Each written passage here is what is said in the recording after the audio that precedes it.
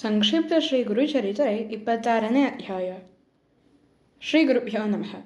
ನಾಮಧಾರಕನೇ, ಶ್ರೀ ಗುರುಗಳು ಆ ಪಂಡಿತರಿಬ್ಬರನ್ನು ಕುಳ್ಳಿರಿಸಿಕೊಂಡು ಸನ್ಯಾಸಿಗಳೊಂದಿಗೆ ವಾದಕ್ಕಿಳಿಯುವುದು ಸರಿಯಲ್ಲವೆಂದು ಬೇಕಾದಷ್ಟು ರೀತಿಯಿಂದ ತಿಳಿಸಿ ಹೇಳಿದರು. ನಿಮ್ಮ ವಿನಾಶಕ್ಕಾಗಿಯೇ ನಿಮಗಿಂಥ ದುರ್ಬುದ್ಧಿ ಹುಟ್ಟಿದಂತಿದೆ ಎಂದು ಸಿಟ್ಟು ಮಾಡಿ ನೋಡಿದರು. ಆದರೆ ಮದಾಂಧರಾದ ಆ ಪಂಡಿತರು ಗುರುಗಳ ಹಿತವಚನಗಳಿಗೆ ಕಿವಿಗೊಡದೆ, ನಾವು ನಿಮ್ಮ ಪ್ರವಚನ ಕೇಳಲು ಬಂದ ಭಕ್ತರಲ್ಲ, ವಾದದಲ್ಲಿ ನಿಮ್ಮನ್ನು ಗೆದ್ದು ಜಯಪತ್ರಗಳನ್ನು ಸಂಪಾದಿಸಿಕೊಂಡು ಹೋಗಲು ಬಂದ ಪಂಡಿತೋತ್ತಮರು. ಹಾಳು ಹರಟೆಯಲ್ಲಿ ವೇಳೆ ಕಳೆಯುವುದು ಸಾಕು. ನಮ್ಮೊಂದಿಗೆ ವಾದ ಪ್ರಸಂಗ ನಡೆಸುವಿರೋ ಅಥವಾ ಜಯಪತ್ರ ಬರೆದುಕೊಡುವಿರೋ, ಇಷ್ಟನ್ನೇ ಉತ್ತರಿಸಿರಿ ಎಂದು ಸೊಕ್ಕಿನ ಮಾತುಗಳನ್ನು ಆಡತೊಡಗಿದರು.